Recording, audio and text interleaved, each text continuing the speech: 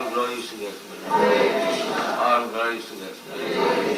Thank you very much. All glories to you, Prabhu.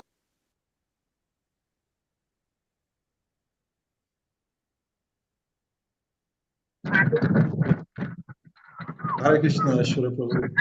Accept my respectful Hare Krishna. obeisances and confirm the Hare church. Krishna. Prabhupada, bless to you. You're welcome, Prabhuji. Okay. Thank you very much for honoring the invitation. Okay. So, dear devotees, welcome to our Krishna Africa platform. Today is the 4th day in the month of January 2024. So, we welcome you all to today's Srimad Bhagavatam discourse. We are fortunate to have our senior God brother here, who is his name, Ishwara Prabhu, and I guess most of all of us here knows him very well. So, Prabhu, you're welcome. And if you're ready, we'll put the verse on the screen and we can start. Okay, I'll just chant the prayers. I guess others will join. Yes, others will be joining us as we go ahead. Thank you. Govinda Jaya Jaya Gopala Jaya Jaya Radha Ramana Hari Govinda Jaya Jaya Govinda Jaya Jaya Gopala Jaya Jaya Radha Ramana Hari Govinda Jaya Jaya Gurave Gurachandaya Radhikaya Tadalaye Krishnaya Krishna Bhaktaya Tabhaktaya Namo Namah Narayana Namaskritya Narayachava Narottamam Devam Sarasatin Vyasam Tato Jayam Mudiraye Nastapaye Swabhadresu Nityam Bhagavata Sevaya Bhagavati Tamasloke Bhakti Bhavati Naistike Vede Ramene Chaba Purane Bharati Tata Hado Adhyam Chamadi Cha Hari Savata Giyate Mukam Karativat Chalam Pangu Langarate Grihi Yakipata Hambante Sri Guru Dinatarine Paramananda Madhava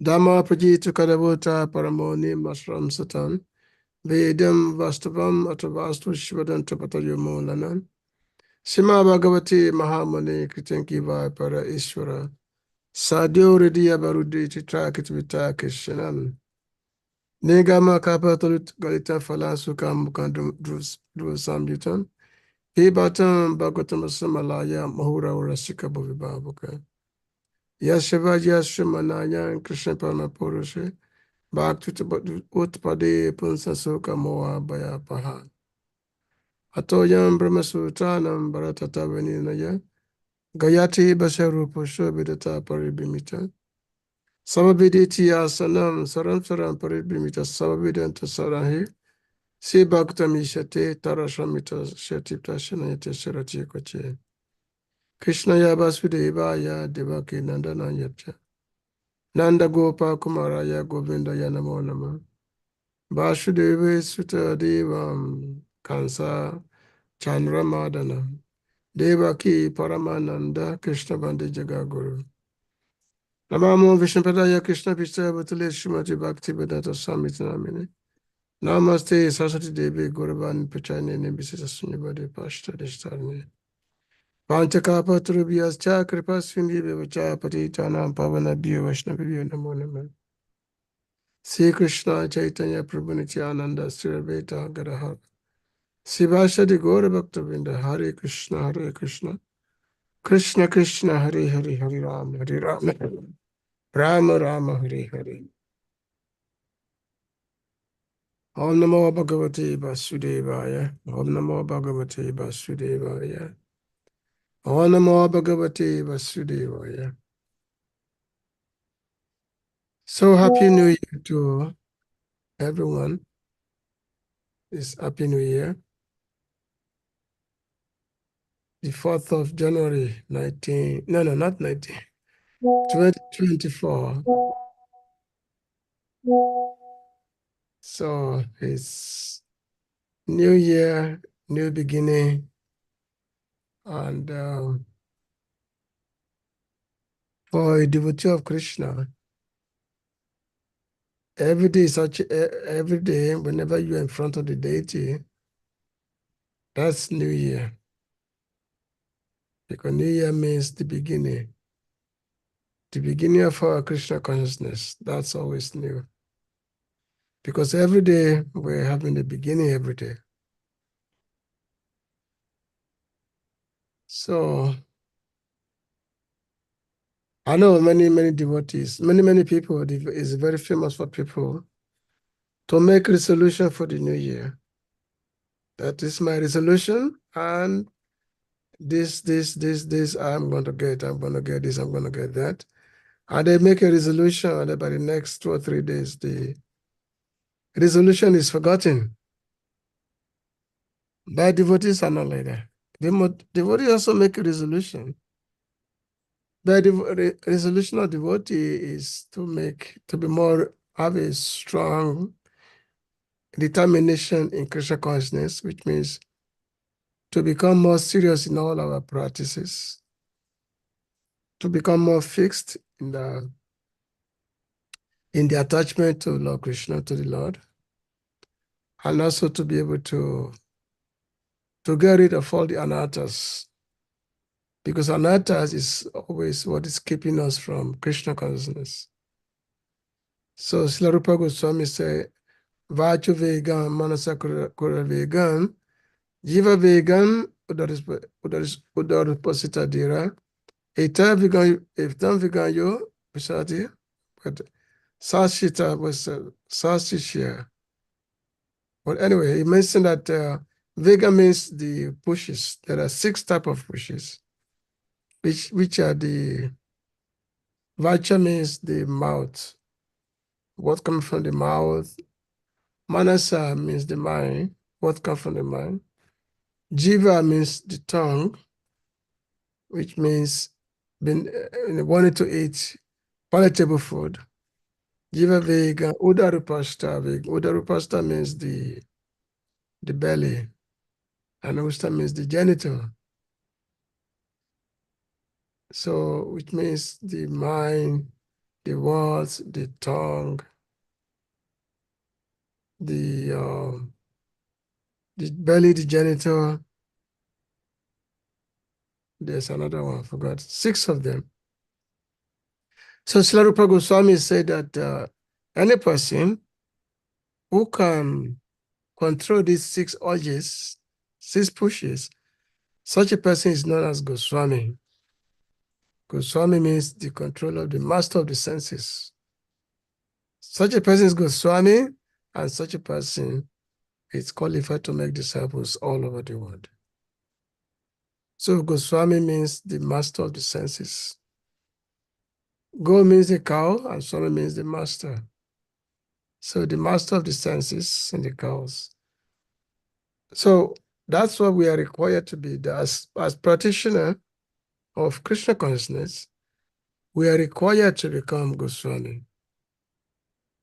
Goswami does not mean somebody who sit down for initiation, who have gone through the approval process of sannyas life, may take, you're waiting for 5 years, and then some committees say like that, now you cannot take sannyas.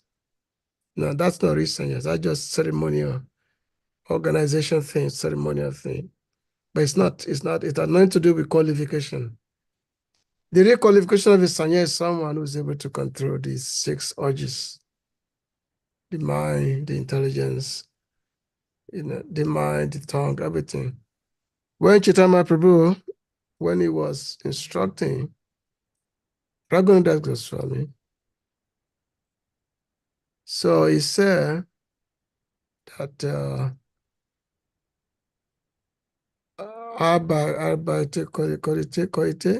that do not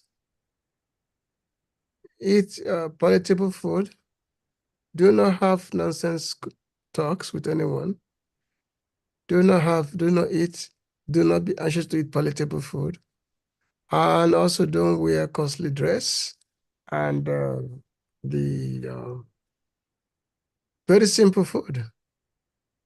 And if you do this, and then remain humble, remain humble, be tolerant, then Krishna will bestow his grace upon you. This is what Lord Krishna, this is what Chaitanya Prabhu, this is his instruction to Raghunath Goswami. So anyway, let me just get back to the Bhagavatam class, and then we continue on the discussion. This is just about, this introduction is just about the seriousness that is required of the devotees, the seriousness in which means in the, let's say, the resolution that one makes. The resolution that one makes that, yes, today I must be very, very serious. Like Srila Bhaktivinoda Thakur said, that at the end of the day, a devotee should make assessment. Should make assessments what has been achieved, what has been attained. What has been attained, assessment should be made. And so the next day, say that, okay, I reached this much yesterday, and tomorrow, this is going to be my, this is what I will look for tomorrow. I will start from here tomorrow. So in the Srimad Bhagavatam, which we are reading today, text number, is actually a very important verse, actually. There are three verses together. Three verses were put together. Sometimes some of these verses are put together when there is a connection between when there are two verses, when they are joined together in terms of the continuous of the translations. So the translators or the acharyas who are putting this verse together, they put them together this way. So there are three verses which are together. So I'll just read them. Then I'll read the translation and pop by Srila Prabhupada.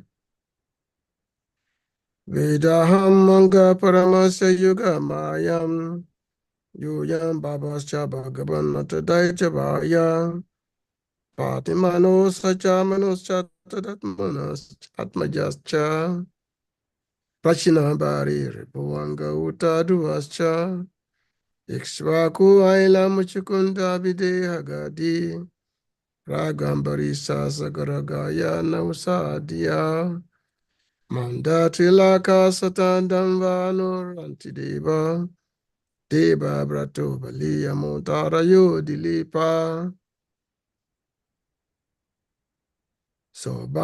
sobari utanka sibideva la pipalada saraswatchodaya parasara burishena ye vibhishanan anoma upandradata Pata Sristi Sena Vidura Susadeva Braja Veda, know it, aham, myself, anger, O Narada, Paramasya of the Supreme, is certainly Yoga Mayam potency, Yam yourself, Bhavan, Bhavaha, Siva, Cha and Bhagavan, the great demigod, Atta, as also, Daitavaya Prahlad Maharaj, the great devotee of the Lord, born in the family of an atheist. Patni Satarupa, Manu of Manu, Saha Cha also, Manu Swayambhuva, Cha and Tat Atmaja Cha, and his children like Priyavrata, Uttanapada, devotee, etc. Prachina Bhari, Ribu, Anga, Uta, even, Dhruva, Cha and Ikshvaku, Aila, Machikunda, Videha, Maharaj Janaka, Gadi, Ragu, Ambarisha, Sagara, Gaya, Nausa, Adya, and so on. Mandata, Alaka, Satadano, Anu, Rantideva, Devabrataha, Bhishma, Bali, Amritaraya, Dilipa, Sobari, sobari. Utanka, utanka. Sibi, sibi. Devala, devala. Pipalada, pipalada. Saraswata, saraswata. Udava, udava. Parasara, parasara. Burishena, burishena. Ye, those who. And ye others, Vibhishana, Vibhishan. Anumat, Anumat. Upenda Datta, Sukadev Goswami. Partha, Arjun, Ati, Asisti, Asistisena, Astisena. Vidura, Vidura, Sutadeva, Sutadeva. Vaya, the foremost. Translation and purport by His Divine Grace, A.C. Bhaktivedanta Swami Prabhupada, the Prabhupada Kija. Oh, Narada, although the potencies of the Lord are unknowable,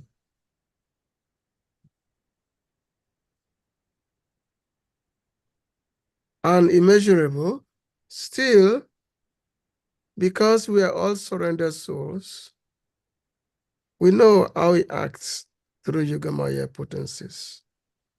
And similarly, the potencies of the Lord are also known to the all-powerful Shiva, the great king of the Itis family, namely Prahlad Maharaj, Swayambhuv Manu, his wife Satarupa, his sons and daughters like Priyavrata, Uttanapada, Akuti, Devoti, and Prashuti, Prachinabari, Ribu, Anga, the father of Vena, Maharaj Dhruva, Ikshvaku, Aila, Muchakunda, Maharaj Janaka, Gadi, Raghu, Ambarisha, Sagara, Gaya, Nausa, Mandata, Alaka, Satadamve, Satadam, actually it should be Satadamba.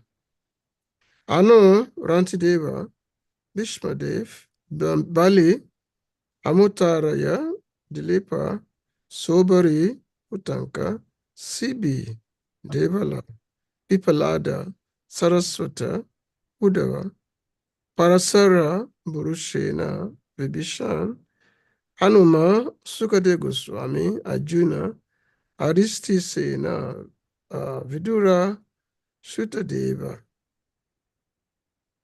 Purports.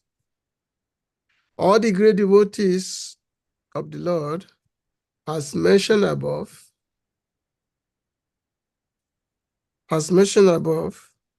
who flourished in the past or present, and all the devotees of the Lord who will come in the future are aware of the different potencies of the Lord, along with the potency of His name, quality, pastimes, entourage, personality, etc.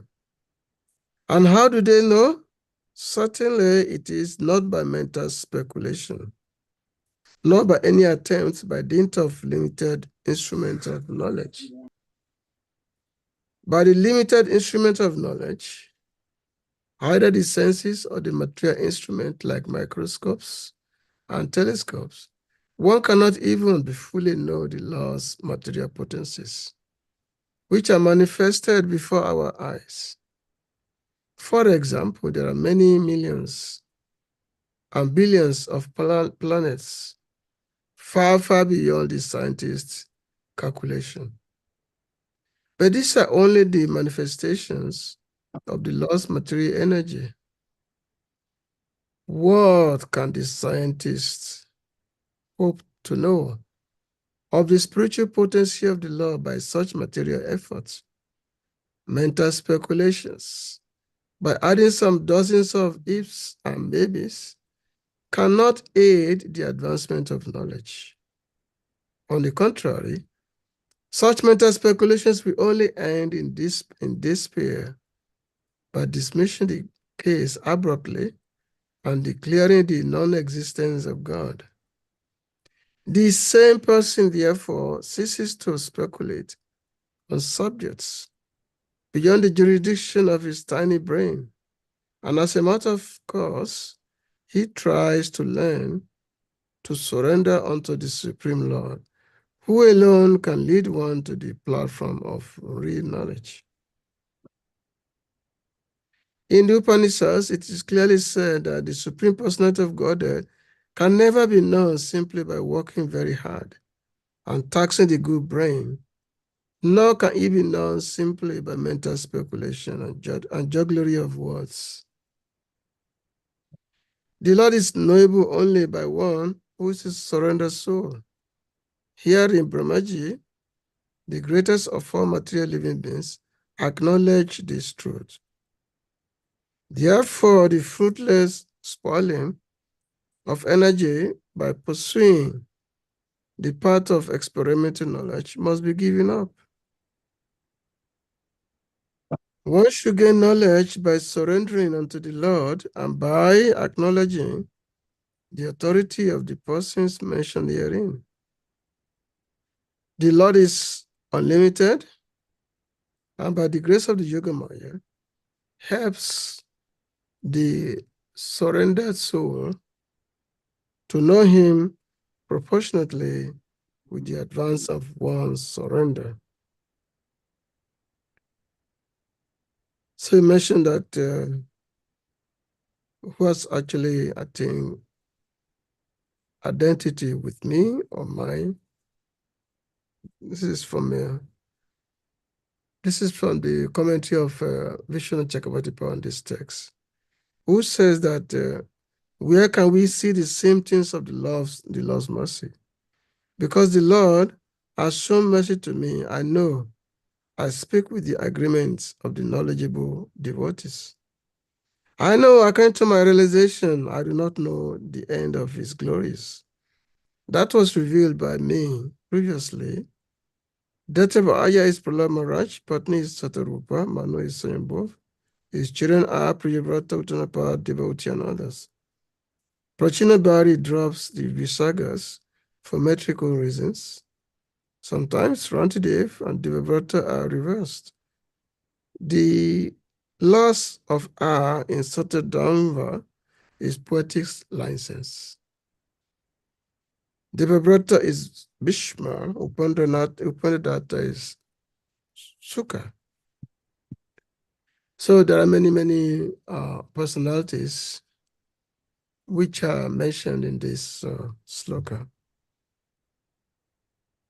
So all these many persons, many of them, they are Puranic topics. In the Puranas, 18 Puranas are there, by which Bhagavad Purana is supposed to be the most advanced of all the Puranas. Why is it Bhagavad Purana is the most advanced, the most relishable of all the Puranas? Because Bhagavad Purana was compiled after the spiritual maturity of Vyasadeva. After he became fully matured, he wrote the Srimad Bhagavatam. Srimad Bhagavatam was written after coming out of Samadhi. Because initially, Vyasadeva, he wrote so many Vedic scriptures. So many Vedic scriptures he wrote, also compiled many Puranas, Upanishads. So he did all these compilations, but he was not happy. He was not happy at all. Now, why was he not happy? Is it because he was in all this work and he didn't pay? He was not paid for it. So therefore he became discouraged. Now, Vyasadeva is a transcendental person. He does not need anything material for his sustenance. So he was not happy. He was unsatisfied after compiling all this great work to benefit humanity, and especially writing the Mahabharata. How come he still was not happy? So Nada Muni came to him because he was a disciple of Nada Muni. So Nada Muni, when he saw Vyasadeva, the first question he asked him that, have you stopped identifying with your body? Because of your identification with the body, you are feeling incomplete within yourself. So Nada Muni, being a great doctor, spiritual doctor. So he was able to diagnose the disease of yesterday, why he was not happy. So he told him, he said, because you have not directly glorified the Lord. You have not directly glorified the Supreme Lord. So that is why you are not satisfied. Hmm? That's why you're not satisfied, because you are not directly glorifying him. After all, he's the object of the Vedas. Why haven't you glorified him? Why haven't you spoke directly of him? Why you tend to do it in an indirect way? Because Vedic scriptures, even though the Vedic scripture is actually meant to know God, God is the goal of Vedic scriptures. So many Vedas are there. Krishna is the goal of the Vedas, but however, it's done in a concealed way. It's done in a very concealed way. So it's done in a concealed way so that people, they have to search out for God. They have to search out. So the Vedic scriptures, they were compiled. They're done in a certain way. So instead of proclaiming the supremacy and the worship of the Lord, the various scriptures, ethics, lagamas, they simply proclaim the glories of many, many demigods. They proclaim the glory of and worship of many, many demigods. Indra, Suryadev, Agni, Chandra. Then, of course, Lord Shiva, Lord Brahma. Even of all the Vedic scriptures, not too many of them directly shows the worship of Narayana, Vishnu, or Krishna. Very, very few. So therefore, but however, the main intention of the Veda is to worship God. That's the main intention. So when you study the Vedanta Sutra, it will give the explanation that the real intention is how to bring people to the worship of the Lord. So therefore, even though he mentioned various mantras to like demigods like Indra, Surya, Agni, like when you chant like Agnayo Namaha, in Indrayo Namaha, Om Surave Namaha. So when you chant different mantras, it's not that it's addressing that particular demigod. It's actually addressing the personality behind that demigod. The address to the personalities. When they say that Om Indraya Nama,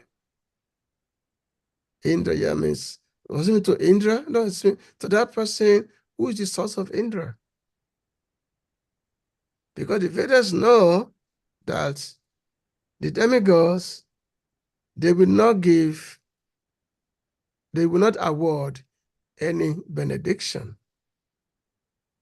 unless they got approval first from the Supreme Lord, from Lord Vishnu. Unless they first got approval from the Lord before they can award any benediction. We often say, just like the minister of a country, the minister who is there, minister of this or that, energy, minister of work, minister of whatever. But the minister, he has no independence. He functions on the pleasure of the president or prime minister. He has no independence on his own. And the moment the minister thinks that he has independence, then he gets chastised or be removed. So the minister will always act for the pleasure of the president. So similarly, also the demigod, they award benedictions only when the Supreme Lord Vishnu authorizes them. Otherwise, they will not. They cannot grant any benediction. It's just not there. And that's, of course, sometimes some demigod like Indra, especially Indra, sometimes they get intoxicated when they see so many offerings coming from many personalities. So demigods like Indra, they get intoxicated and sometimes even forget their source, that they are the source of the demigods is Lord Narayan, Lord Vishnu. So because of this forgetfulness, then they get attacked by the demons. So the demons, they find the opportunity to attack the demigods because they know that demigods has become weak. And has demigod become weak? Because demigods has forgotten his source. Become proud. Just like one time, the demons and the demigod, there was a fighting. And the demigods became victorious. So when the demigod became victorious, so Indra started boasting, said that, yes, I'm so powerful. He went to Lord Brahma boasting how he was able to defeat the demons. But Lord Brahma once said, Indra, don't be carried away by your success. But I said, oh, I'm the great Indra, So in order to show him, so the next time the demons fought the demigods were defeated. They were defeated to such a way that they were thrown out of their kingdom. They were chased away from their kingdom. Like Indra was chased out of the heavenly planet. All the demigods, they were chased out of their kingdom. So the demons, they took over the universe. They took over the universe. They became the ruler of the universe.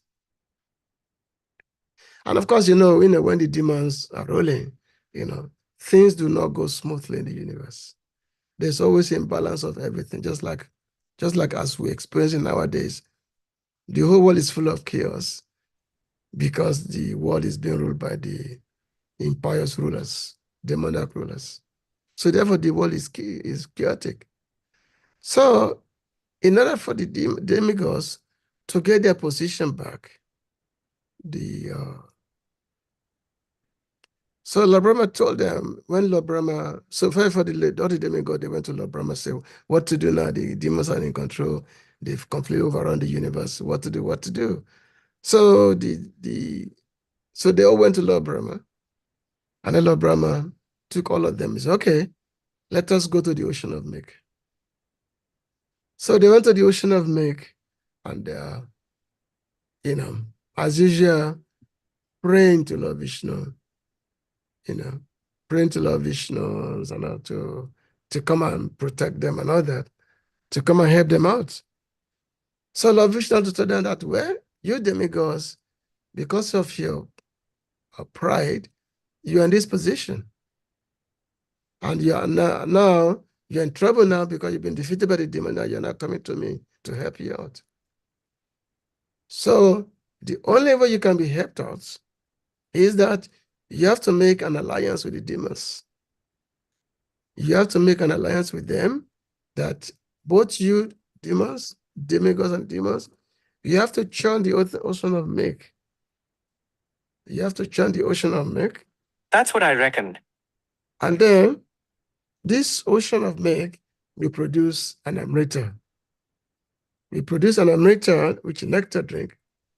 And then from this nectar drink, whoever drink it we have longevity, power, and all that. So you have to go to demigods and to the demons and make this arrangement with them. So which means Lord Vishnu did not say, okay, now let me now come and help you to fight the demons. No, he said, you go back to the demons and you make an agreement with them. So the demigods, so they have to swallow their pride. So they swallowed their pride, and then they went to the demons and begged them that, look, let us make an agreement here because we have been told that there is a particular nectar in this kosher ocean, Samudra. There's a nectar there. So we were told that if we all churn this ocean together, then a nectar will come out. And when this nectar come out, we are going to drink it, and then we will have longevity, prosperity, we will have everything. So the demigod, they made this proposal to the demon. So the demon said, okay, that makes sense. Okay, let us all do it together. So this is the story behind the churning of the ocean, whereby the Vasuki River, the greatest serpent in the world, in the universe, became the rock. And then Lord Vishnu took out he became the Kuma avatar, incarnation of tortoise.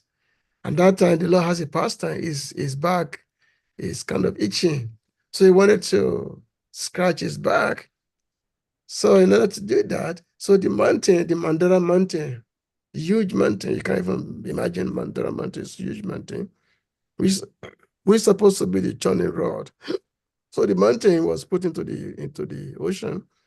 And then Kuma Avatar, he went beneath the mountain, which has been dropped into the ocean. So he went beneath it, so that so it became like the resting place for the mountain to be churned over, because the Lord wanted to scratch his back. And then, of course, on top of the mountain, the Lord Vishnu sat on top of the mountain, so it became like a pivot. So you can just imagine that if you want to talk of greatness of God, how great can it be? How great that is, that the Lord wanted to scratch his back. It became a huge tortoise, and then the whole mountain. You cannot even imagine how big the Mandara mountain is. This mountain we are talking of Himalaya. Himalaya is such a huge mountain. But this Mandara mountain, which is many, many times bigger than the Himalayas, hundreds of times bigger than the Himalaya, this is what was used as a churning road. And this mountain was placed on the back of the Lord. So which means the Lord is an ordinary person. He's extraordinary. All his activities are all extraordinary. Nothing about his activities is it's ordinary activities. So therefore, when we say this Lord means the greatness. Is great. And there's no measurement to that greatness of it. So all his acts, all his activities, they're all they're all great. So that is it. So the verse we are reading, whereby Lord Brahma is telling Narada Muni that, he said, my dear Narada Muni, the potency of the Lord is not known to anyone. They are immeasurable, unknowable. Who can know the measurement of it? Who can measure it? It's unknowable. In one of his prayer, Lord Brahma was praying when he was praying to Lord Krishna in the forest of Vrindavan. He said that some people say they know the Lord. They know you. So Lord Brahma said, let them talk. Let them talk this way. They assume that they know the Lord, but they don't know. If you say, as far as I'm concerned, your limit is there's just no way. There's no way to your limit. So out of great pride, somebody may say that, oh, I know God. I know the Lord. No, you don't know God. There's one verse in the Upanishad that, Labia, that the Lord cannot be known by anyone. He's unknowable. But however, he can reveal himself to some extent to a devotee that he himself chooses. Which means when a devotee surrender to the Lord, when a devotee surrender to the Lord, so he has a certain capability. He can have some certain knowledge of God. That knowledge is that God is this way, God is that way. This is due to surrender. Otherwise, it's just impossible. There's even no approach. People have been deliberating for for eternity, trying to understand God. They've been deliberating what they say. They use the process of what we call neti. Neti means not this, not that. It's the process of neti, which they have been using trying to understand God. How can even the same God is right there in your heart, Paramatma? You don't even know him, and he's sitting right there in your heart as Paramatma. And the same Lord is there in the heart of every living entities, not just a human being. The same Lord is in the heart of elephant, is the heart of you, is the heart of the ant. It's pervasive everywhere. It pervades everywhere and everything. The people are saying that, oh, I know him. This is due to pride.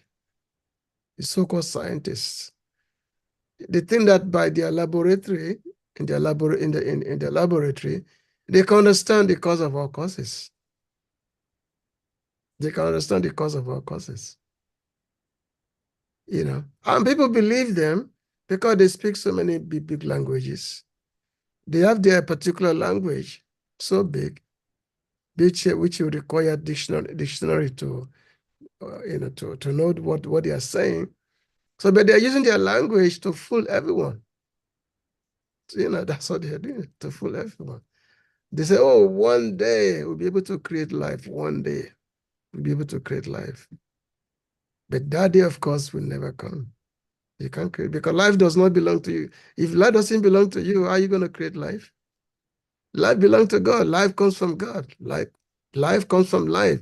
What is life? Krishna is life. Narayan, Vishnu, God. He is life. So, life can only come from God, from life. That's it. Life cannot come from you. But under illusion, you are thinking that you can create life under illusion. So therefore, so Lord Brahma is saying here that the lost potency, the lost energy, they are unknowable. They are immeasurable.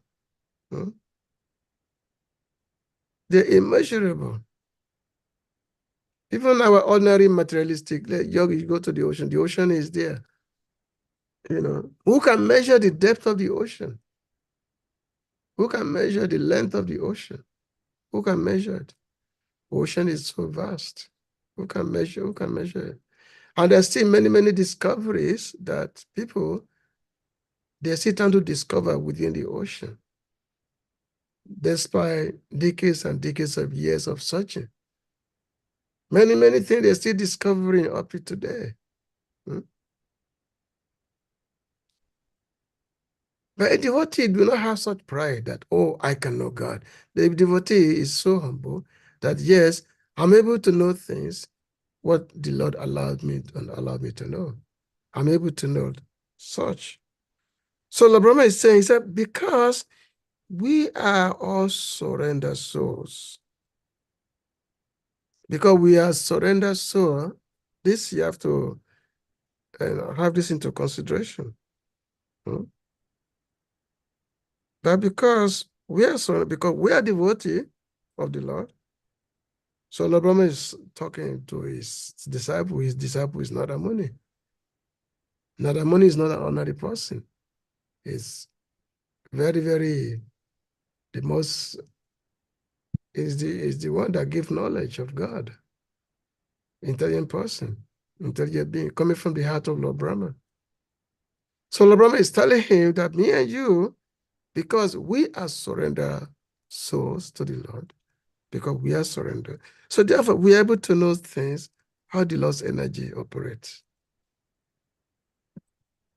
We are able to know something, how the Lord acts through his potencies. He mentioned Parasha Shakti Vividava Suryate, that the Lord has unlimited energy. His energy is unlimited. And he performed from the agency, due to his particular agency, his particular potency. So the Lord performed various activities. And of course, the entire world is illusion by the Lord's potency, especially Mahamaya potency. Yashava Shamana Yam Krishna Paramapuruse. Bhakti Utpade Punsa Soka Moa Baya Paha. And he also said that was Anatta Personal Saksha, Bhakti Yoga Upaya, Bhakti Yoga. Low-cost Janata to Bidwan, low-cost Janata Bidwan, Chakisata Satita Samhitam. So he mentioned that this material world, that the living entity who is engulfed by unlimited anarthas, anatta sanopa, anatta sagna saksha, that's engulfed by unlimited anarthas, that because of these anarthas, which the living entity is engulfed with, so therefore he's full of soka. Soka means lamentation. Soka baya means fearfulness. Then moha, illusion. So therefore, what is the way out? The way out is through bhakti yoga, through devotional service to the Lord. That is the way out, no other way out. So therefore, when Vyasadeva, when he had his in his samadhi, so he was able to have a realization. You see, he had this division. So Vyasadeva, he could see the Supreme Lord. He could see the Supreme Lord, and he could see the material energy Maya who is standing behind the Supreme Lord.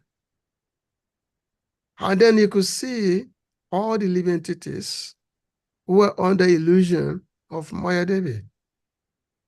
And Maya Devi is there, whereby the living entities are forever blocked from them to ever see the Lord. But Vyasadeva could also see Bhakti Yoga, the means by which Maya influence, Maya can be removed. So you could see the way of liberation for the living entities, which is the means of Bhakti Yoga. That by the method of Bhakti Yoga, this veil of illusion can be removed. But he said, Lokas jana ajanata bidwan, but the living entities do not know this, do not know this method.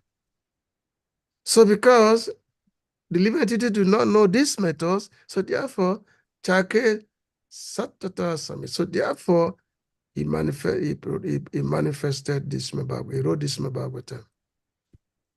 He wrote the Bhagavatam so that this method of devotional service can be known to the living entities.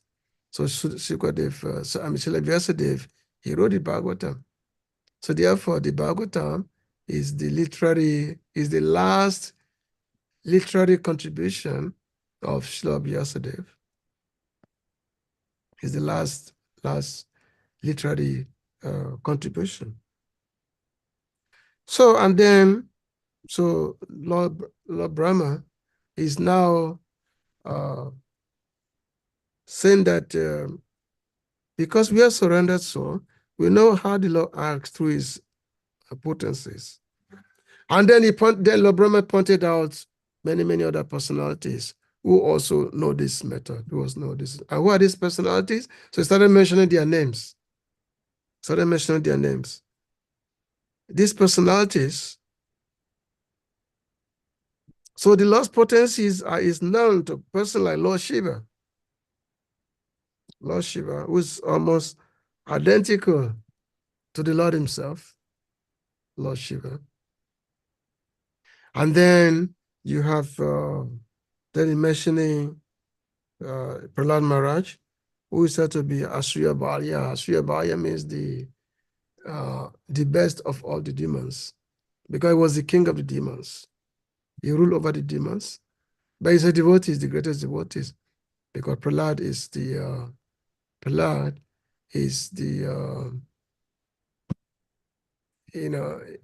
the Lord himself, he has full the Lord's protection.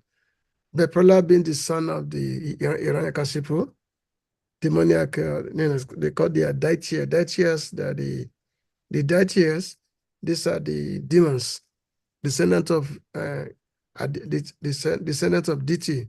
They are called Daitia. So descendant of Diti, because Kashyapa Muni had two wives. One is Aditi, and the other one is Diti, two wives. So Aditi and Diti, they're the two wives of Kashyapa Muni.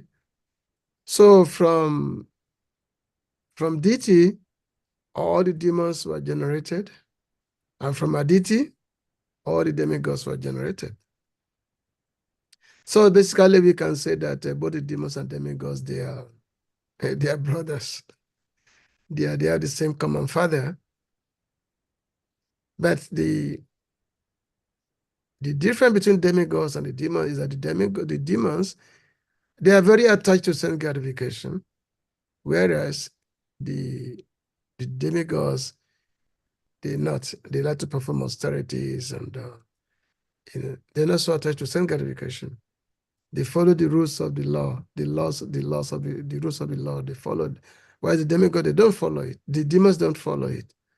So, so therefore, that Chevaya, which means the best of all the Datia or the demoniac family, in this case, is referring to Prahlad Maharaj.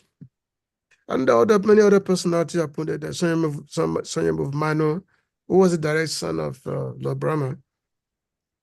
His wife is called Satarupa.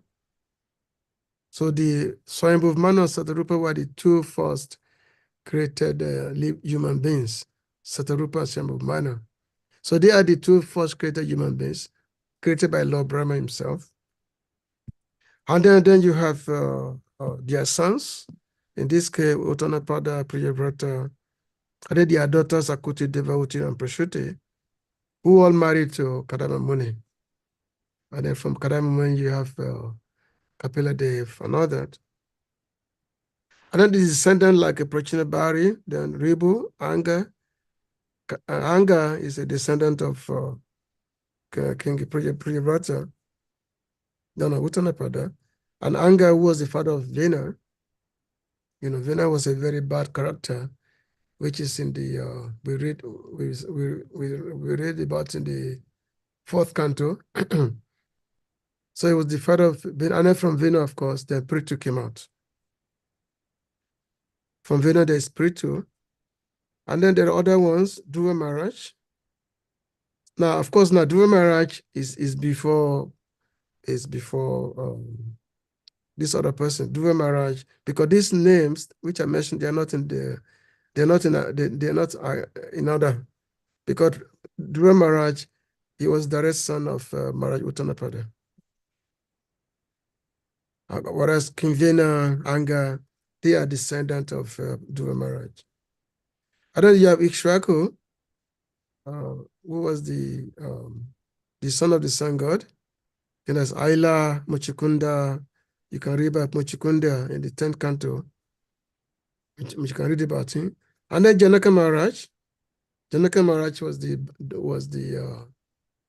father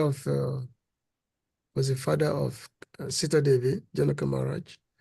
And Janaka Maharaj was said to be one of the Mahajans. So Janaka Maharaj is one of the Mahajans. Gadi is a Rishi. Raghu, Lawrence come from Raghu Vamsa. Ambarish, great devotee. Sagara was also a great devotee who delivered his grandfather, who were born to ashes by Kapila Dev. Gaya, Nausha, we will read about this in the 10th canto Bhagavatam. Mandata, King Mandata is kind of famous personality. This is all Puranic. Alaka Satadambar, Anu Rantidev, I think it's in the 9th canto Rantidev. Bhishmadev, of course, is called Pitamaha, the grandfather Bhishmadev. Then Bali, great personality. Bali, famous. Lord Vaman Dev cheated him. He cheated him by taking away all the universe from him, because Bali had defeated all the demigods. Amutaraya, Lipa, Sobari Muni, great Puranic personality. Utanka, Sibi, Marasibi was there. He's also a Puranic person. Devala, Lord Krishna talked about that in the Bhagavad Gita. Pipalada was one of Nava Yugendra, the nine Yugendras, who are the son of Bharat Maharaj. Rishabhadev, yeah, Rishabhadev. Saraswata, Uddhava, very famous. Parasara Muni was the father of Vyasadeva. Burishena, Vibhishan, the brother of Ravan, he was a devotee of Lord Ram.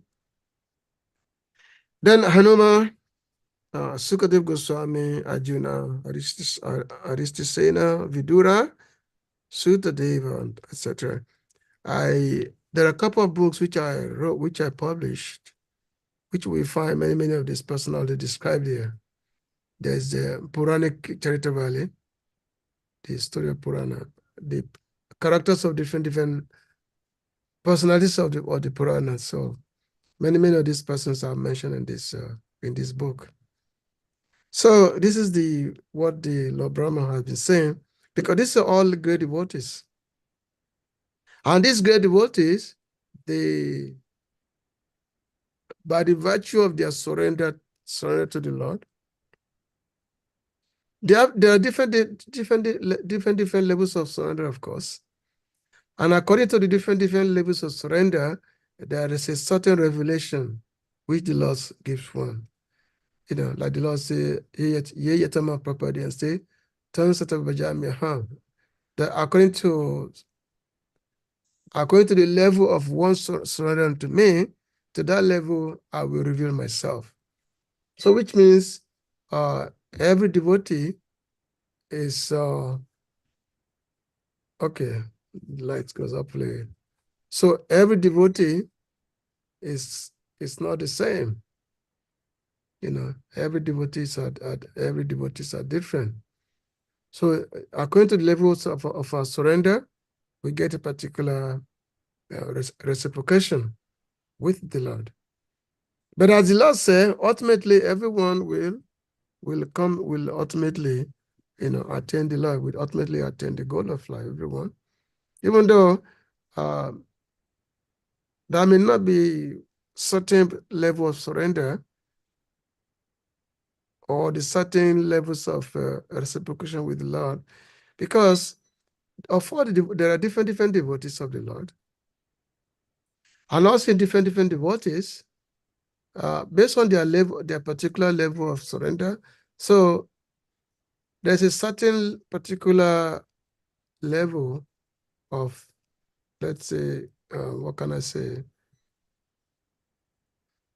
Particular status. Different devotees have different status. So different devotees have different status, but that doesn't mean that one devotee is better than the other devotees.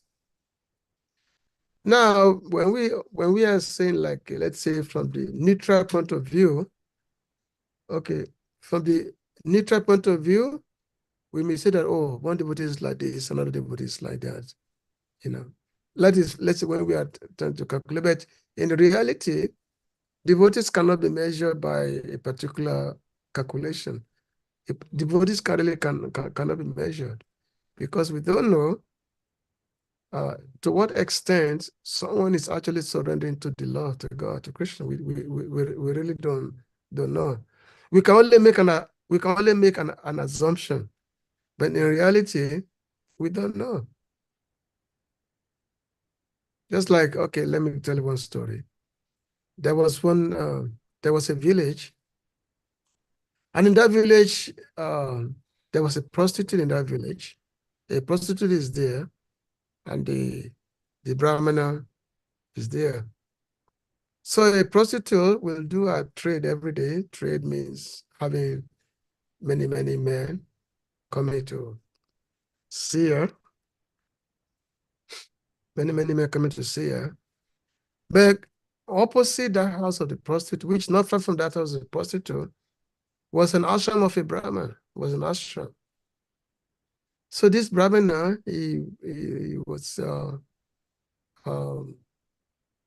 was very dedicated Brahman, dedicated, the scriptures, will teach the Vedas to the people.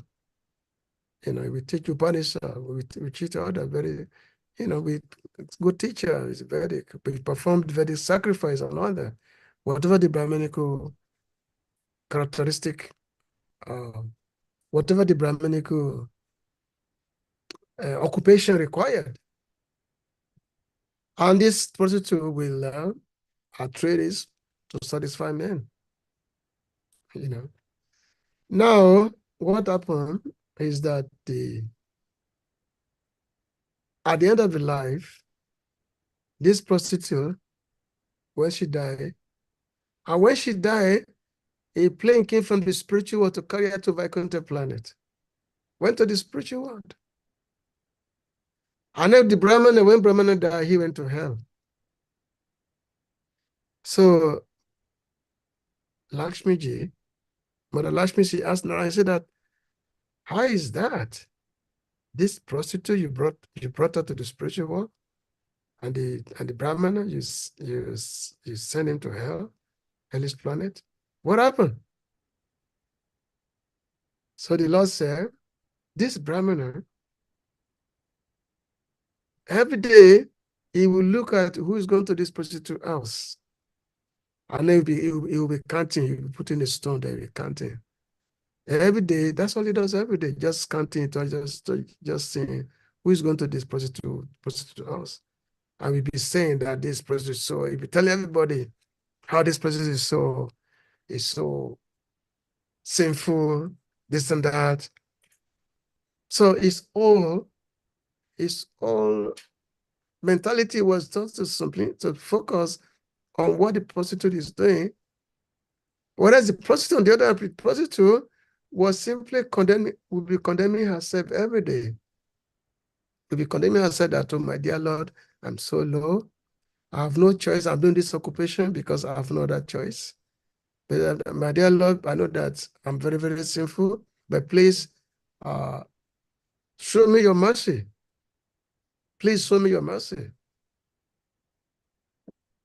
Even though she had this occupation, she's very regretful of the occupation, but unable to give it up because that's all she could do. But at the same time, very, very remorseful of her occupation, begging the Lord, my dear Lord, please show me your mercy. So therefore, she became a candidate for coming to the spiritual world. So at the end of the life, she went to the spiritual world, the so-called Brahmana, with all this big intelligence and big expertise in performing jaga sacrifice. So he went to hell because of the mentality. So which means we cannot really judge a particular devotee. We cannot really determine what a particular devotee is doing. So therefore, our child is always saying that we should be what we call it. We should be worshipful of the devotees. We should be.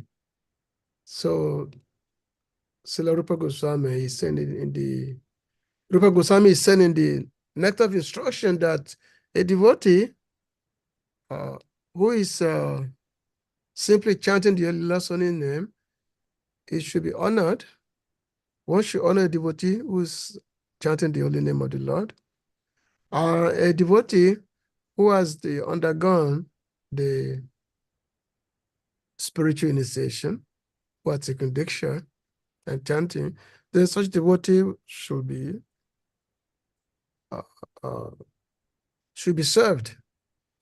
Okay, Rupa Goswami talk of someone who just chant only the holy name once, and someone who's actually the initiation. And then for a pure devotee, of course, should be worshipped. A pure devotee should be one should give one's life to such a pure devotee. So therefore, Rupa Goswami is giving like, different consideration on what should be the approach to various types of devotees. So there are many, many other things which I could cite, especially in reference to the potency of the Lord, which Lord Brahma is telling Madamani that me and you don't know, that because in general, he said that me and you cannot really judge the Lord's energy, how it's acting. But because of our surrender because we have dedicated our life, our existence to the service of the Lord. So therefore, we're able to know something. So there is some verses which I've find together. These are the various compilation. So it mentioned Brahma Shiva Gyan Kari Bhakta Bhata Paranate Vishnu Krishna Raswarup Akar.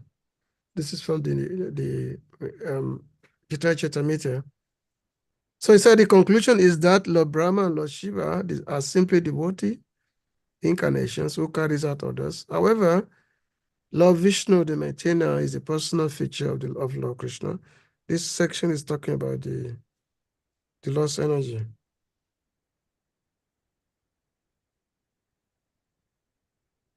Let me see.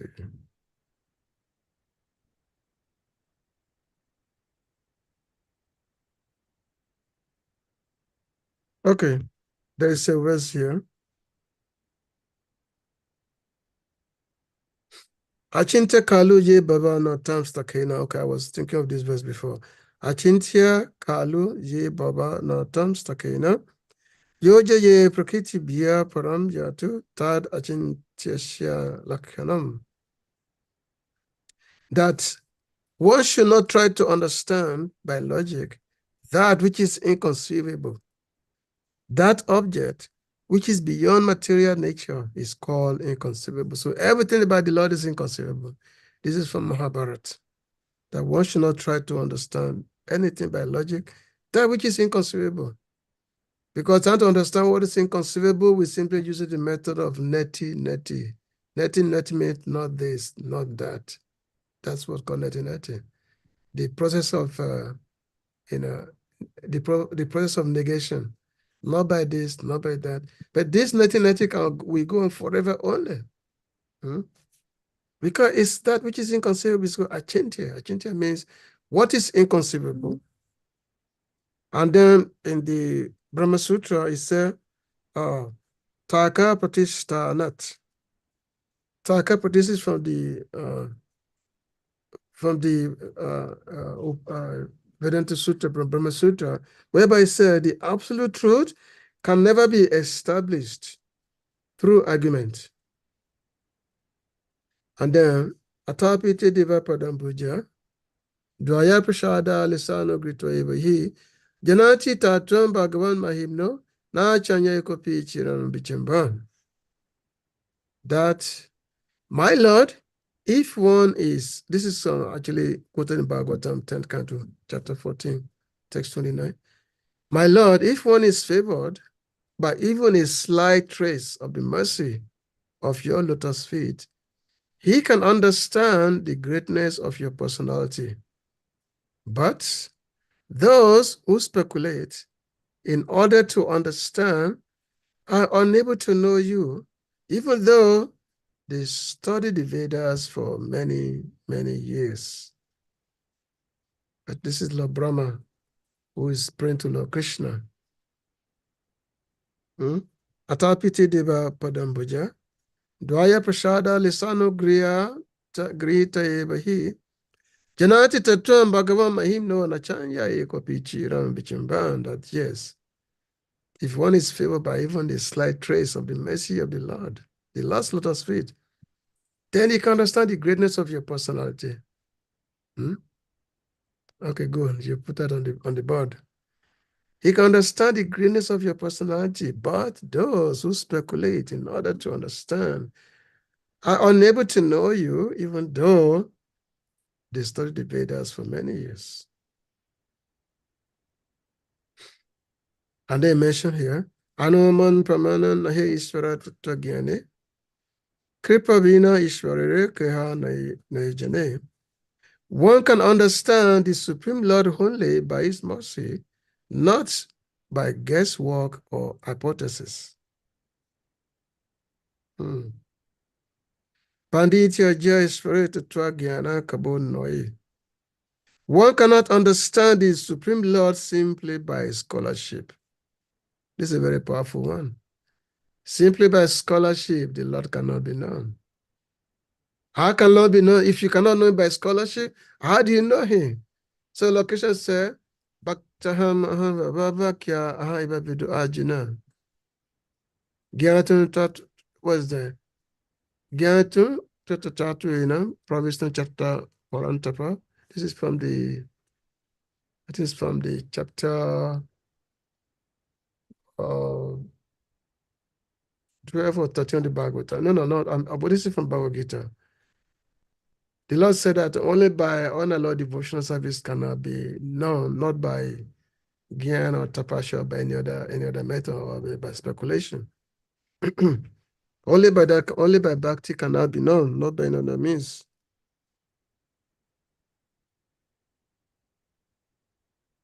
And then this is a prayer from Yamunacharya. Twan Silarupa Charita Parama Prakishta Swati Nasatri Kataya Prabhalayas Chasastrayi Pakya Daiva Paramata Vidam Matescha Naiva Sura Prakitadya Prabhavanti Bodhum. O Lord, those who are demoniac are unable to understand you by following good behavior, culture of the mode of goodness, doing activities in mode of goodness, by logic, scripture, or even by the opinion of the famous scholars who know the essence of the absolute.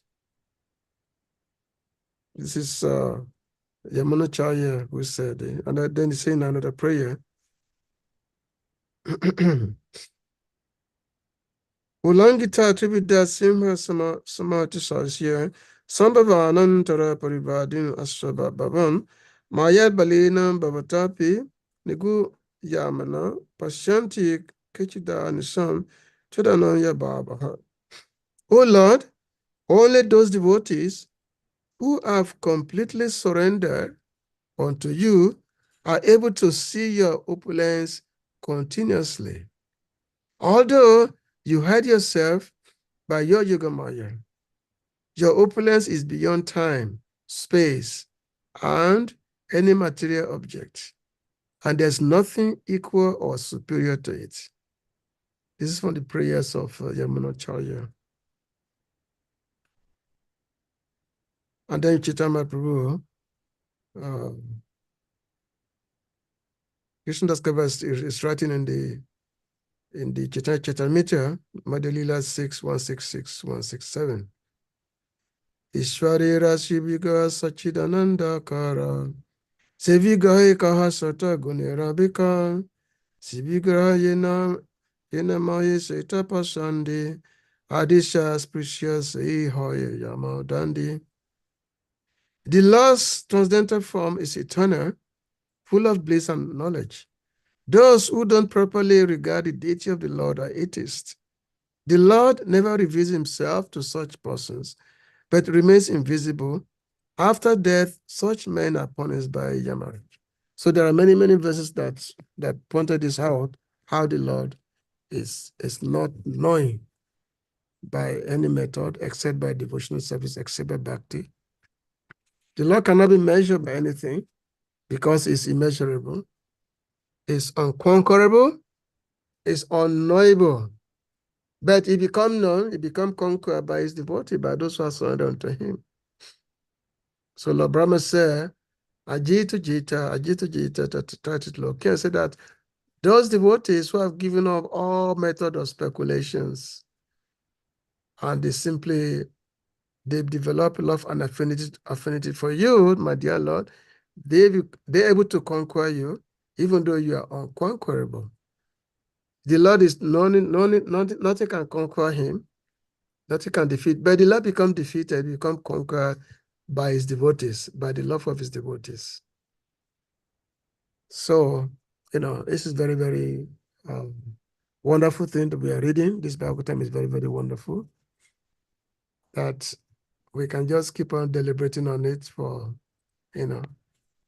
unceasingly, without stoppage. So I'm going to stop here. It's about almost 10 o'clock. So if anybody have any question, you can please ask, or you want to add something, you can please go ahead. Hare Krishna. Hare Krishna. Thank you very much, His Grace Ishvara Prabhu. Thank you very much for your wonderful class. And your class is always unique. So many wonderful stories. And each and every of the stories has a whole lot of probing thoughts that leads to several questions. But we also understand that you're at your location now, it's a little bit late. It's about 9:50 now, 10 minutes to 10. So it's a little bit late in the evenings, and we will not want to disrupt your Mangalati program. But at the same time, they are devotees. If anyone has a question or comment, please kindly indicate by using your hand emoji or directly raise your hand so that we can see you and ask your question.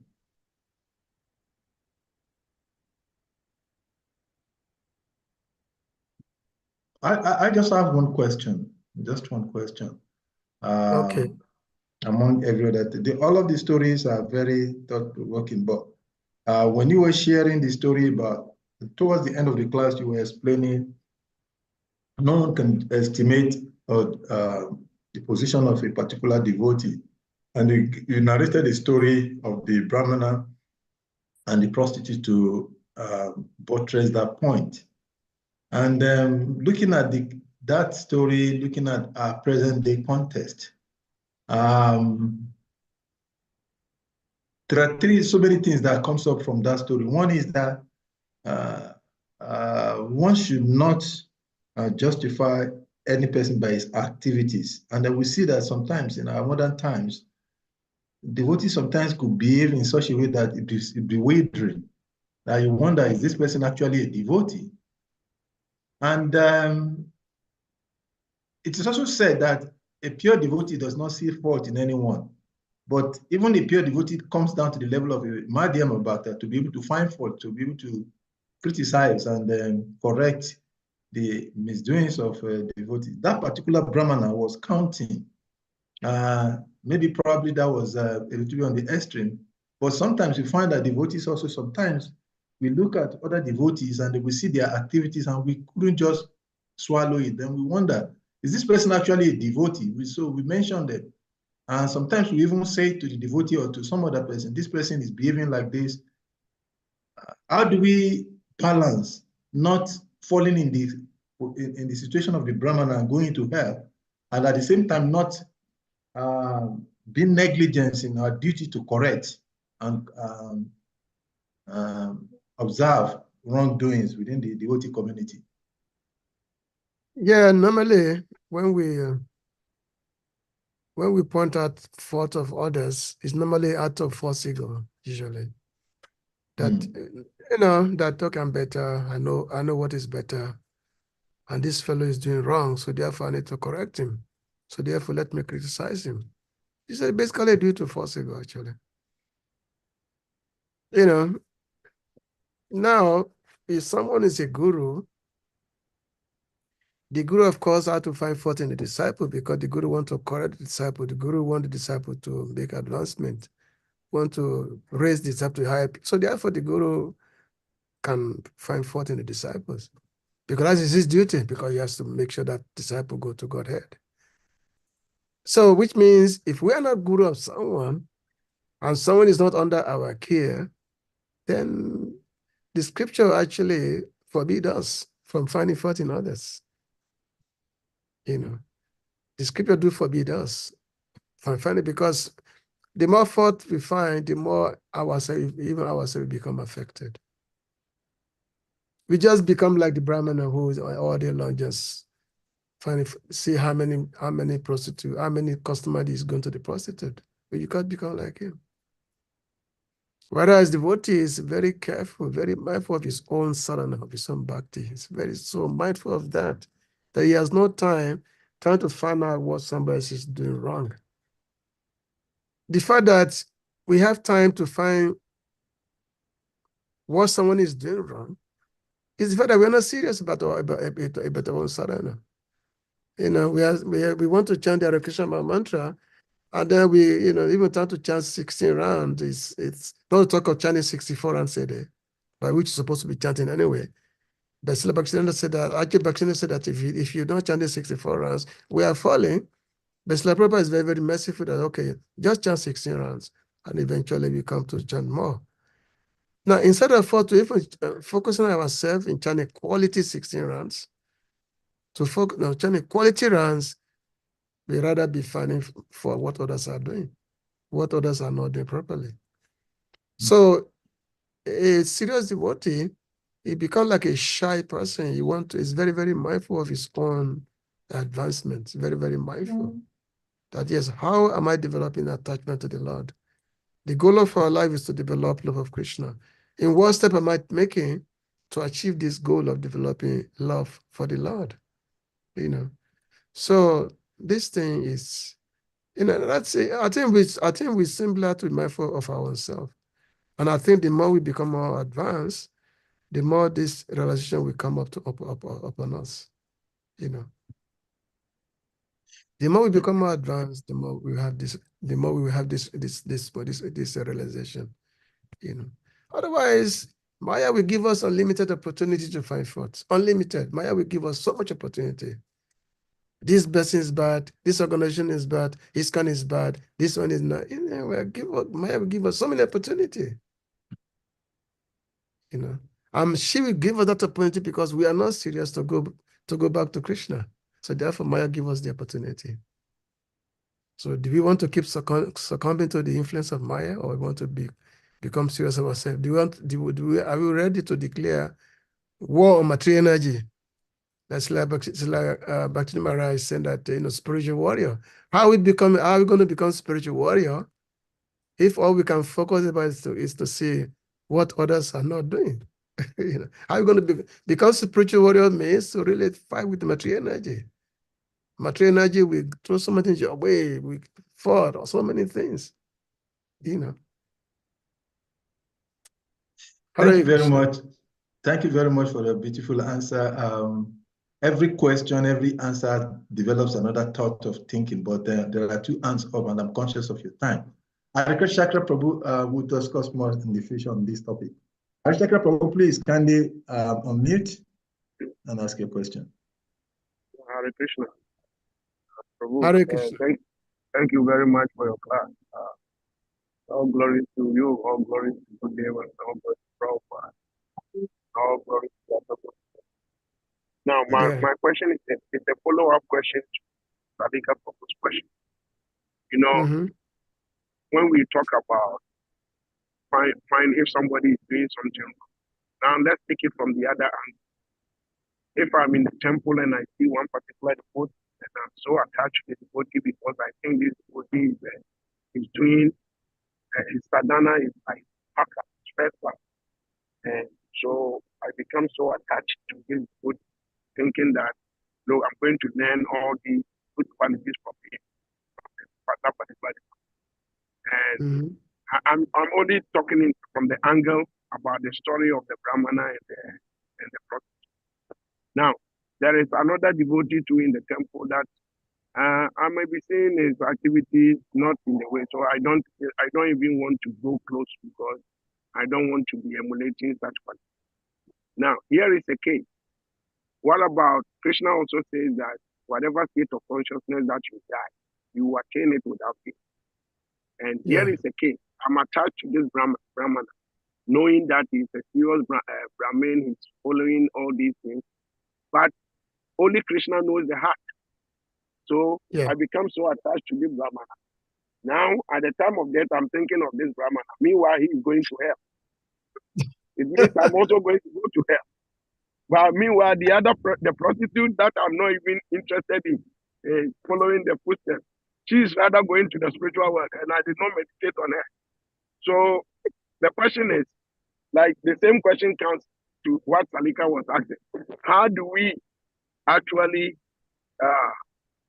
learn to be on our guard properly so that we don't fall victim of such situations? Yeah, first of all, Krishna is in your heart. Krishna is in the heart of every living entity. So how do we guide this? It's like we have to be every day, we have to be very prayerful to Krishna every day. Because, I mean, like many of us, those who have been our guides, and they turn out not to be exemplary devotees as we had thought. Many of us who have been doing this for more than 40 years, or some who have been doing it for 30. So we've had so many guides in our spiritual life. And eventually we find that those who are our guide, they were not who we're supposed to be. Now, how did we break away from that? Because the Lord is in the heart, and the Lord, he knows us better than we know ourselves. The person you are serving is the Lord, not that person. It's the Lord that you are serving. Even though the person may be instrument in terms of instructing or guidance, but the person you are serving is God, is Krishna. And Krishna is the Paramatma, who's the super soul. So the Lord himself, he will make the correction. He made the correction that, I mean, anyway, I mean, we have so many stories and all that. But the Lord, he knows us, he knows better things, and he will make the right judgment.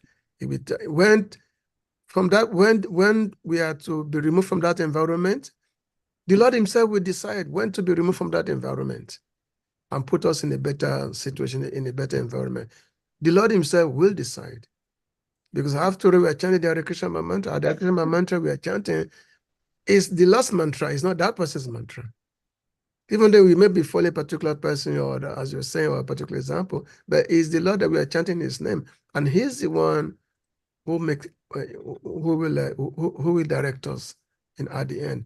Not necessarily the person, who may be misguiding us. Like, well, let's say a Putana factor. So we have like a Putana factor. Putana is, it was a demon, but she came as a beautiful woman. Even though she was a man-eater, but she came as a very beautiful woman. And everybody was saying, oh, such a pleasant lady, angelic lady. She's like a demigoddess. And everybody was following her and all that. But she was Putana, and she wanted to come and kill Krishna. And she ate babies. But she dressed herself very properly. Let's say, she decorated herself as a wonderful person. So that is Putana factor, but it eventually, the Lord killed the Putana eventually. Krishna killed Putana eventually. So therefore, false leaders, false gurus, they will come to us.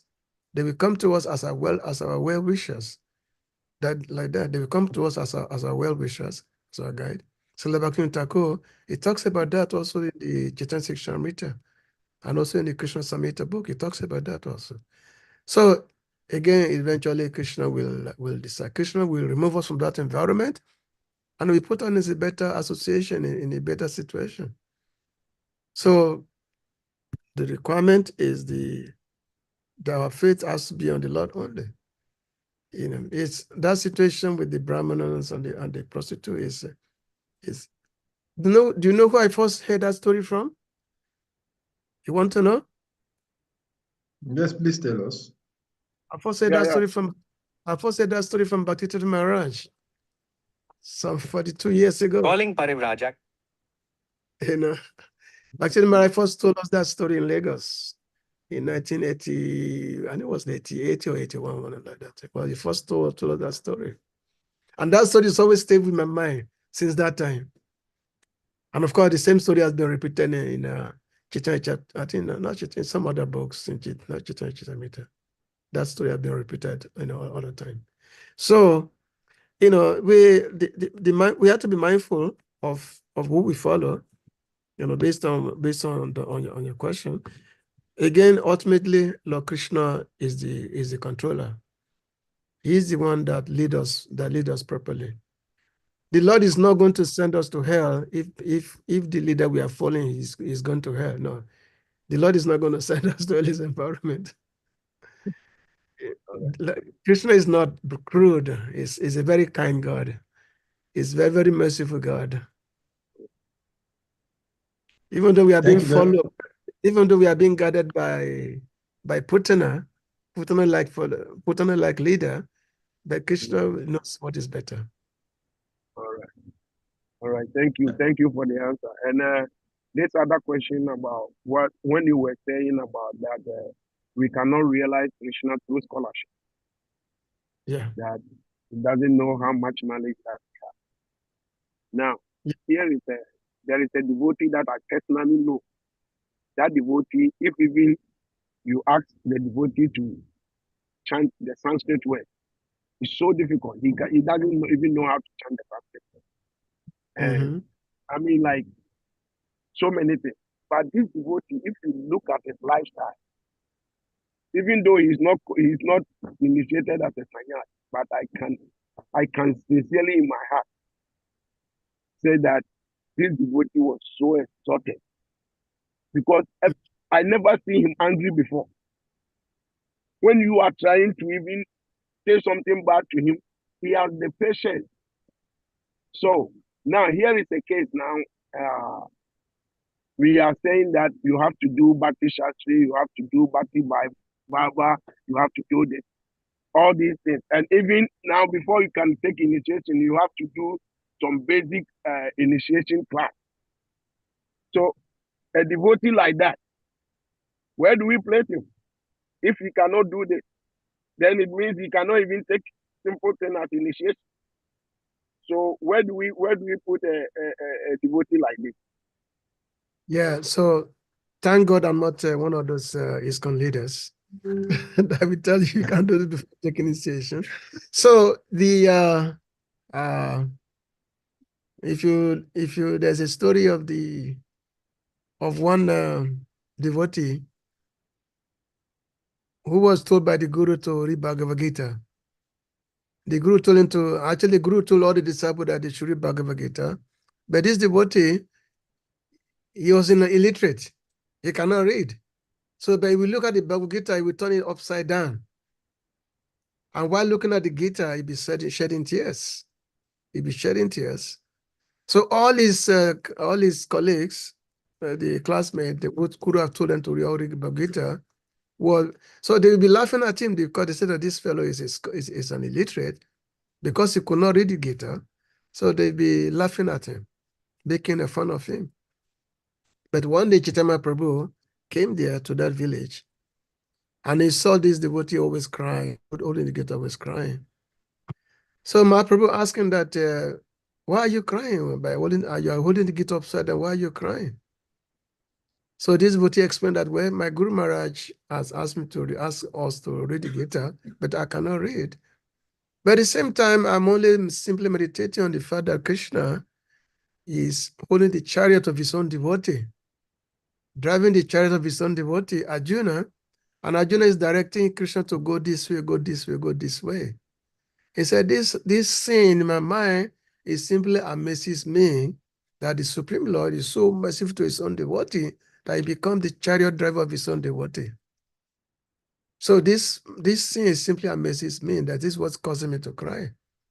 So when my Prabhu saw him, when he heard this, he embraced this devotee. He said, oh, you are the one who have actually understood the Bhagavad Gita. Because there's one to be scholarships, to be scholarly. Another thing is to actually know the spirit behind it. To know the spirit. We are meant to develop love for Krishna. All the other thing, material study is just to, but we have to know this. If you don't know the spirit behind it, what is the value of our scholarship if you don't know the spirit behind what we are studying? So it's a matter of spirit. It's not a matter of how much degree or how much certificate we can have in this and that. This is just a matter of to encourage people to, okay, especially if we're a preacher you have to have a certain level of knowledge if you're a preacher. So therefore, have Bhakti Sastri, Bhakti Vaibhav, Bhakti this, Bhakti that, if you're a preacher, because it helps in the preaching, But as far as being a devotee is concerned, it's not the criteria. The criteria is you have your bead badge, you chant, and when you are chanting, you're actually chanting Krishna's name. Not just chanting your rank, you're actually chanting Krishna's name. And every syllable you're chanting, there is, there's a change in your body. The change in your body is there for every syllable you are chanting. So that's a devotee. That's a real scholarship. So that's what we have to take into consideration, that yes, to be a better preacher, to be able to articulate properly. So therefore, the proper actually establish this different exams and all that. So, and of course, it depends upon each individual leaders who can assess a particular devotee, if a particular devotee is fit for initiation or not, regardless of the scholarship. So it depends on it depends on the particular devotee. There are many devotees of Chaitanya. Some of them are great scholars, and some of them don't even know nothing, like Kolavicha Sridhar, many of them. So not all of them are the same. Okay. Hare Krishna. Thank you very much, Prabhu. Is Govinda there? Yes, Govinda Prabhu is here. Oh, by the way, I think we stay in your house in Ghana, in Accra. So just want to thank you for that. We went to that the anniversary festival in October. Yeah. So we stay in your Krishna, beautiful Prabhu. So I thank you for Yeah, glory be to the Lord. Yeah. That house is there. Anytime you're in Ghana, Prabhu, you're welcome to stay there. It's there for the devotees anytime. We're happy for that. So thank you. Hare So Krishna. was there Thakur Murari? Thakur Murari Yeah, has Thakur Murari Prabhu, please kindly unmute. Krishna Prabhu. Hare Krishna. Well, please unmute. Yeah. So please accept my humble obeisances and go to Srila Prabhupada or go to the Assembly devotees.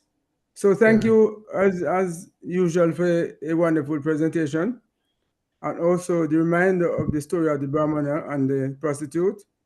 I read it some time back, and it got to me in the sense that whilst Brahmana was every day got up and he was doing the Krishna Katha, he was preaching, but it was also focusing on, as you say, how much person was going towards the prostitute. So, when he passed away, the prostitute went to spiritual world because she was, she was in her heart, my Lord, this is not what I want, but, but she was focusing on the Krishna Katha, whereas the Brahmana, although he was preaching every day, but they focused on her part. So, and also, you have to remember that spiritual life is like a razor's edge. It's very easy for us to fall off, the path. So that's my bit, and thanks again for the Sangha. Hare Krishna. Where are you from? Where you talking from? Where? I'm talking from where? Where I'm from? Where? Yeah. I'm from Jamaica, West Indies. Oh, talking from Jamaica. Okay. Yeah. Okay. Yeah. Hare Krishna. Yeah. Hare Krishna. Thank you very much, Thakur Murari Prabhu, for the appreciation for the wonderful class. Okay. Yeah, thank you. So if anyone still have any question or comments, it's actually almost 10:30 Prabhu's time. It's cut at 10:15 over there. And but if anyone still last question, comments, I actually have some one or two more questions, but then I'm very conscious of your time. Maybe some other time Krishna will give us opportunity to delve into that. You touched on so many wonderful stories, and those stories, when we look at it in our day-to-day life, the question are day-to-day activities and how we respond to questions, how we respond to interpersonal relationship, and how we practice our own devotional service. But thank you so much for a wonderful class, and we look forward to having you again very soon. And I pray for us that Krishna from the Holy Dam would bestow his mercy upon us so that we can come again. So dear devotees. I can see the great devotees. Ganga Prasad is there. Yes, great Ganga Prasad Prabhu is there. Ganga Prasad Prabhu, you want to say something? So Mitra Vinda is his old devotee. Yeah, Mitra Vinda is here. I think Shaitan Prima also is here. It's not Ghana. Hare Krishna, ISVARA Prabhu. Dandava Pranam. Hare Krishna, Dandava Pranam. It's a pleasant experience to be in your audience. Thank you for the darshan. Can give us some instructions what we should do? I am waiting for one. Yeah. So thank you, all of the devotees. I'm waiting for you in Vrindavan. We want to see your audience in Vrindavan. Not that you expect. Okay. Yes, Ganga Prasad, when you are going, please remember to put me in your bag. Haribol. Haribol. So, if there are no more questions on this note, we request all of the devotees to please kindly all unmute. Let us loudly chant a powerful Hare Krishna mantra to appreciate our speaker for today. Grace, Hare Krishna, Hare Krishna, Hare Krishna, Krishna Hare Krishna Hare Hare, Hare Rama, Hare Hare Rama, Rama Rama, Rama Hare Hare. Panchakalpatarubhyascha, Sunubhya Yavacha, Patitanam Pavnavebhyo Vaishnavebhyo Namo Namaha. Ananta Koti Vaishnava Vinde Ki Jai.